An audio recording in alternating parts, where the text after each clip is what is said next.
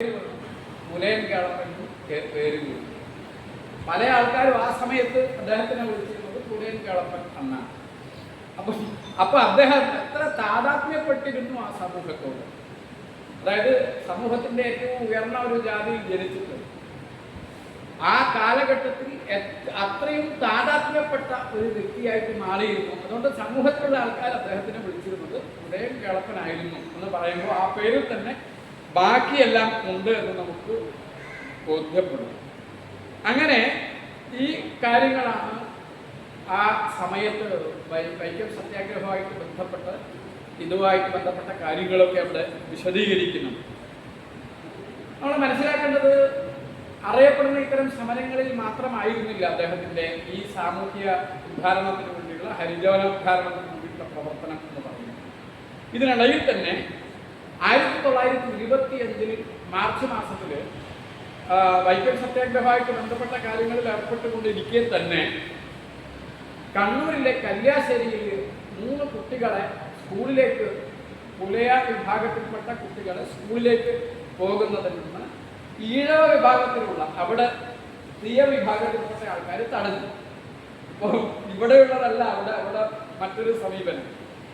അപ്പോൾ ഇദ്ദേഹത്തിനെ ആരോ കമ്പി അടിച്ചറിയിച്ചു. അദ്ദേഹം ഉടനെ തന്നെ അവിടേക്ക് പോയി. പിറ്റേന്ന് തന്നെ ഈ കുട്ടികളെ കൂട്ടിയിട്ട് വഴി നടക്കാനുള്ള സാഹചര്യത്തിൽ സ്കൂളിൽ പോകാനുള്ള സാഹചര്യം ഉണ്ടാക്കിയെടുക്കാനുള്ള പരിശ്രമം നടത്തുന്ന ഒരു കാര്യത്തെയും ഈ ഒരു പുസ്തകത്തിൽ വളരെ മനോഹരമായിട്ട് ചിത്രീകരിച്ചിട്ടുണ്ട്. അദ്ദേഹം മറ്റൊരു അനുഭവം പറയുന്നു. രാമൻ എന്ന് പറയുന്ന അദ്ദേഹത്തിൻ്റെ നാട്ടിലുള്ള ഒരു പുലയ യുവാവ് ആ കുട്ടിയെ കൊണ്ടുപോയിട്ടൊരു സ്കൂളിൽ ചേർത്തു. ആ സ്കൂളിൽ ചേർത്ത സമയത്ത് അവിടെയുള്ള മറ്റ് ജാതി വിഭാഗത്തിൻ്റെ ആൾക്കാർ എതിർക്കുന്നു. അങ്ങനെ എതിർത്തപ്പോൾ വീണ്ടും അദ്ദേഹം സ്കൂളിൽ പോയി റെഡിയാക്കാൻ വേണ്ടിയിട്ടുള്ള ശ്രമമൊക്കെ നടത്തും. പക്ഷെ ഈ ശ്രമമൊക്കെ നടത്തുമ്പോഴും സ്കൂളിലെത്തി എല്ലാ സമയത്തും സ്കൂളിൽ കേളപ്പജിക്ക് നിൽക്കാൻ പറ്റില്ല. ഇടയ്ക്ക് ആ കുട്ടി പിന്നീട് സ്കൂൾ വിദ്യാഭ്യാസം നിർത്തിയതായിട്ട് വളരെ പലരോടും ഇദ്ദേഹം വളരെ അസ്വസ്ഥപൂർവം പറഞ്ഞതായിട്ട് ഈ പുസ്തകത്തിൽ നമുക്ക് കാണാൻ വേണ്ടിയിട്ട് പറ്റും. അങ്ങനെ മറ്റൊരനുഭവം കൂടിയുണ്ട്. അതായത് ഇവിടെ ശ്രദ്ധാനന്ദ വിദ്യാലയം, ആ വിദ്യാലയത്തിൽ ഇദ്ദേഹം അധ്യാപകനായിരുന്നു കുറച്ചു കാലം. ആ വിദ്യാലയത്തിലും ഇത്തരം അനുഭവം രേഖപ്പെടുത്തുന്നു. ആനന്ദതീർത്ഥർ, നമ്മൾ കേട്ടിട്ടുണ്ടാവും ആനന്ദതീർത്ഥനെ കുറിച്ചിട്ട്. ആനന്ദശേണായി എന്ന് പറയുന്ന പിന്നീട് ആനന്ദതീർത്ഥരായിട്ട് ശിവഗിരി മഠത്തിലെ സന്യാസിവര്യനായ കേരളത്തിലെ സാമൂഹ്യ നവോത്ഥാന പ്രവർത്തനങ്ങളും ഒരുപക്ഷെ ഇത്രയും തല്ല് കിട്ടിയ ഒരു സാമൂഹ്യ നവോത്ഥാന പ്രവർത്തകനുണ്ടാകും. കാരണം വെച്ചാൽ ഐത്തോച്ഛാടന പ്രവർത്തനമായിട്ട് ബന്ധപ്പെട്ട് കേരളത്തിൽ ഓരോ സ്ഥലത്തും പോയിട്ട് താഴേക്കിടയിലുള്ള കുട്ടികളെ കുറിച്ച് വിദ്യാഭ്യാസത്തിന് കൊണ്ടുപോകുക, അങ്ങനെയൊക്കെ ചെയ്യുന്ന സമയത്ത് അടികിട്ടും. എന്തിനധികം സ്വാതന്ത്ര്യം കിട്ടുന്നതിന് തൊട്ട് മുന്നേ വരും അദ്ദേഹത്തിന് തല്ല് കിട്ടിയിട്ടുണ്ട്. ഗുരുവായൂരെ സ്വാതന്ത്ര്യ സമരത്തിന് ശേഷമുള്ള ഗുരുവായൂർ ക്ഷേത്രത്തിൽ ബന്ധപ്പെട്ട ഊട്ട് ആയിട്ട് ബന്ധപ്പെട്ട പ്രശ്നത്തിൽ പോലും ഈ ആനന്ദശേണായി എന്ന് പറയുന്ന ആനന്ദതീർത്ഥർക്ക് അടികിട്ടി. ഈ ആനന്ദതീർത്ഥര് ശ്രദ്ധാനന്ദ സ്കൂളിലുള്ള ഒരു വിദ്യാർത്ഥി രാമൻ എന്ന് പറയുന്ന കേശവൻ എന്ന് പറയുന്ന ഒരു വിദ്യാർത്ഥിയെ കൂട്ടിയിട്ട് ഈ വഴി നടക്കാൻ അനുവാദമില്ലാത്ത സ്ഥലത്തോട്ട് പോകുന്നു. അപ്പോൾ അടി കിട്ടുന്നു, നല്ല അടി കിട്ടുന്നു. ഈ കുട്ടിക്ക് ആ സമയത്ത് കേളപ്പൻ ഉള്ളത് ചെന്നൈയിലാണ്. അദ്ദേഹം തൊട്ട് പിറ്റേന്ന് തന്നെ ഒരു കത്തയക്കുന്നു ഈ കുട്ടിക്ക്. എന്നിട്ട് കുട്ടിയെ സമാധാനിപ്പിക്കാനുള്ള ശ്രമം നടത്തുന്നു. ഈ കത്തിനെ കുറിച്ചിട്ടും ഈ പുസ്തകത്തിൽ വളരെ ഗംഭീരമായിട്ട് വിശദീകരിക്കുന്നുണ്ട്. ആ കത്ത് വായിക്കേണ്ടതാണ്. ആ കത്തിൽ കൂടിയിട്ട് കണ്ണീരൊക്കുന്ന ആ കേളപ്പൻ്റെ വാക്കുകളുണ്ടല്ലോ, ആ വാക്ക് നമുക്ക് വളരെ അധികം നമുക്ക് പൊതുവായിട്ട് ബോധ്യപ്പെടും. ഒരു കത്തിന് ഇത്രയും പ്രാധാന്യമുണ്ടോ എന്ന് നമുക്ക് ബോധ്യപ്പെടുന്ന ഒരു കത്താണ് അത് എന്ന് നമുക്ക് കാണാൻ വേണ്ടിയിട്ട് പറ്റും. അങ്ങനെ പിന്നീട് ഉപ്പ് സത്യാഗ്രഹം, ഞാൻ ഈ ചരിത്രത്തിൻ്റെ ഭാഗത്ത് കൂടുതൽ പോകുന്നില്ല. സമയം ഇപ്പോൾ ഏകദേശം തന്നെ 1 മണിക്കൂർ ആയിട്ടുണ്ട്. ഇനി കുറച്ച് കാര്യങ്ങൾ കൂടിയിട്ട് എനിക്ക് അദ്ദേഹത്തിൻ്റെ പൊതുവായിട്ടുള്ള സംഭാവനകളെന്ന തരത്തിൽ പറയാനുണ്ട്. ഞാൻ തയ്യാറാക്കി പൊതുവായിട്ട് പുസ്തകം എന്ന തരത്തിൽ തയ്യാറാക്കിയപ്പോൾ വളരെ വിപുലമായിട്ട് തയ്യാറാക്കിയിരുന്നു. അതുകൊണ്ട് തന്നെ നമുക്ക് പിന്നീട് ഉപ്പ് സത്യാഗ്രഹത്തിൽ അദ്ദേഹത്തിൻ്റെ പങ്കുണ്ട്, ഗുരുവായൂർ സത്യാഗ്രഹത്തിൽ അദ്ദേഹത്തിൻ്റെ പങ്കുണ്ട്. അങ്ങനെ അദ്ദേഹം ഒരു രാഷ്ട്രീയക്കാരൻ എന്നതിനപ്പുറത്ത് ഒരു ഭരണാധികാരി എന്ന തരത്തിലുള്ള അദ്ദേഹത്തിൻ്റെ പ്രവർത്തനത്തെക്കുറിച്ച് പറയുന്നുണ്ട്. ഇതെല്ലാം ഈ ഒരു ഭാഗത്ത് പറയുന്നു. മൂന്നാമത്തെ ഭാഗത്ത് പറയുന്നത് കേളപ്പൻ കേരളത്തിൽ ആരായിരുന്നു, അദ്ദേഹത്തിൻ്റെ അവസാന സമീപനം എന്തായിരുന്നു എന്നതാണ്. 1950 കേളപ്പൻ്റെ ജന്മശതാബ്ദി, അദ്ദേഹത്തിൻ്റെ ഷഷ്ടിപൂർത്തി ഷഷ്ടിപൂർത്തിയാണ്. ആ ഷഷ്ടിപൂർത്തി ആഘോഷിക്കുന്ന സമയത്ത് കേരളത്തിലെ ഏകദേശം അന്നുള്ള എല്ലാ പത്രങ്ങളും കേളപ്പന് നമോവാകം എന്ന് പറഞ്ഞിട്ട് ഒരു വലിയ സപ്ലിമെന്റ് കൊടുത്തിട്ടുണ്ട്.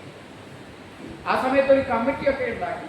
ആ കമ്മിറ്റി ഉണ്ടാക്കിയിട്ട് അദ്ദേഹത്തിൻ്റെ ഷഷ്ടിപൂർത്തി ആഘോഷിക്കാൻ വേണ്ടി കേരളത്തിലാകമാനം ഒരു കമ്മിറ്റി ഉണ്ടാക്കിയിട്ട് അദ്ദേഹം പറഞ്ഞു അതിൻ്റെ ആവശ്യമില്ല എന്ന് പറഞ്ഞുകൊണ്ട് അതിനെ നിരാകരിച്ചു.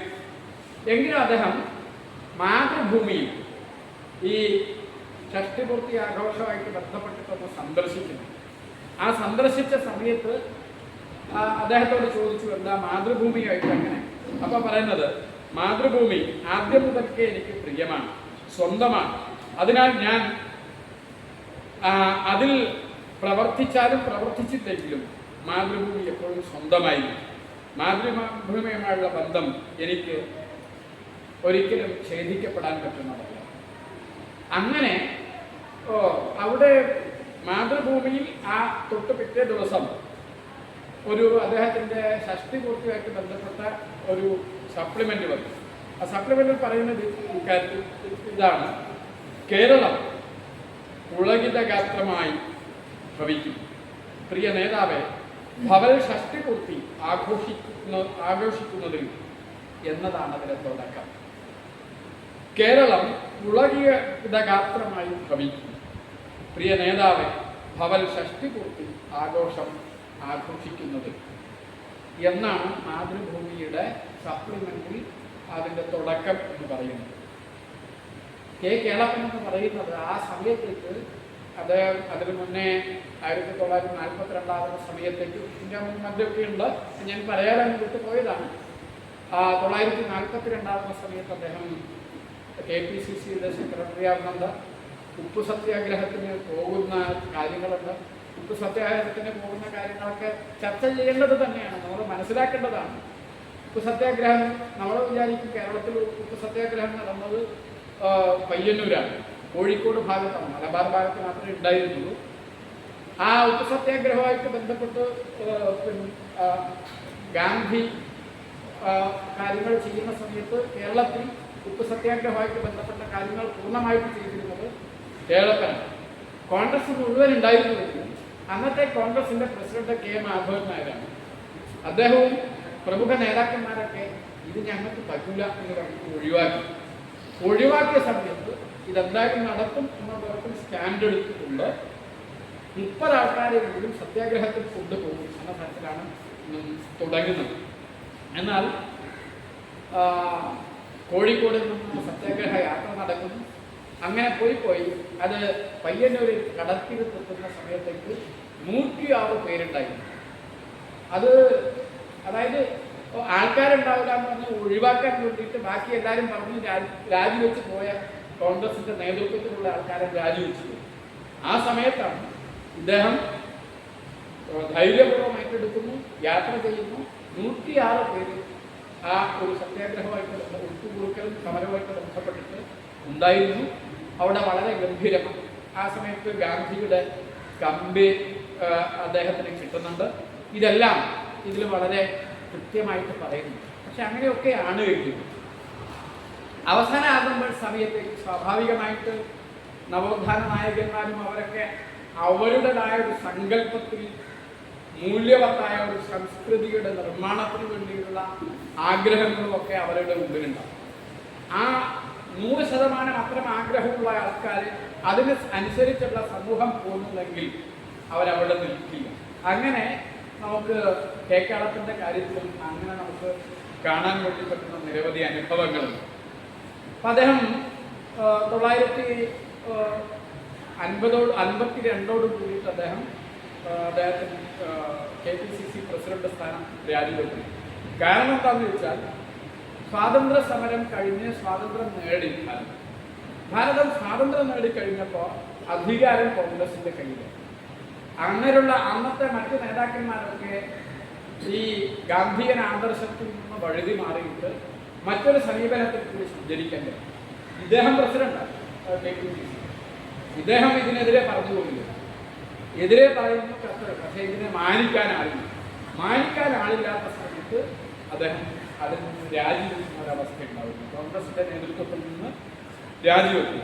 അങ്ങനെ അദ്ദേഹം പറയുന്നത് വളച്ചൊടിച്ച് പറയുക തെറ്റായിരിക്കും. ഇപ്പൊ ഇന്നത്തെ രാഷ്ട്രീയത്തിൽ ഇതൊക്കെ സ്വാഭാവികമാണ്. അപ്പൊ ഇതൊക്കെ വലിയ പ്രശ്നമാണെന്ന് ആൾക്കാർക്ക് തോന്നുന്നു. പക്ഷേ കേളപ്പനെ സംബന്ധിച്ചിടത്തോളം അത് സ്വാഭാവികമല്ല, അതുണ്ടാവാൻ പാടില്ല എന്ന് പൊതുവെ ജീവിതത്തിൽ പാലിച്ച പഥ്യത്തിന് വിരുദ്ധമാണ് എന്ന് കൃത്യമായിട്ട് അറിയുന്നത് കൊണ്ട് അദ്ദേഹം രാജിവെച്ചു. ഇതേപോലെ തന്നെ ഐക്യ കേരളം നമുക്കറിയാം 1947 സ്വാതന്ത്ര്യം കിട്ടിയെങ്കിലും നമ്മുടെ രാജ്യം ഒന്നായിട്ട് സംസ്ഥാന വിഭജനമൊക്കെ പിന്നീടാണ് നടക്കുന്നത്. കേരളം ആ സമയത്ത് 3 പ്രദേശമാണ്. ഒന്ന് തിരുവിതാംകൂർ, മറ്റൊന്ന് കൊച്ചി, മറ്റൊന്ന് പിന്നെ മദ്രാസ് സംസ്ഥാനത്തിൻ്റെ ഭാഗമായിട്ടുള്ള മലബാർ ജില്ല. ഇതാണ് കേരളത്തിൻ്റെ അവസ്ഥ. ഇതെല്ലാം കൂട്ടിച്ചേർത്തുകൊണ്ടുള്ള ഒരു സംസ്ഥാനം വേണം എന്നതായിരുന്നു ഐക്യ കേരള പ്രസ്ഥാനം എന്ന് പറയുന്ന പ്രസ്ഥാനത്തിൻ്റെ ഏറ്റവും പ്രധാനപ്പെട്ട മുദ്രാവാക്യം. അതിനു വേണ്ടിയിട്ടും മുന്നിൽ നിന്നതാരാണ്? അതിനു വേണ്ടിയിട്ടും കേളപ്പനാണ് മുന്നിൽ നിന്നത്. അദ്ദേഹത്തെ എല്ലാം കൂടിയിട്ട് ഇവിടെ സർദാർ പട്ടേലിനെ മദ്രാസിൽ പോയി കാണുന്നു, ഒരു മെമ്മോറാണ്ടം കൊടുക്കുന്നു. പക്ഷെ എന്നാൽ തിരിച്ചു വരുമ്പോഴേക്കും മറ്റൊരു കാര്യം സംഭവിക്കുന്നു. കൊച്ചിയും തിരുവിതാംകൂറും ജയിച്ചുകൊണ്ട് തിരുകൊച്ചി സംസ്ഥാനം ഉണ്ടാവും, മലബാറിൽ.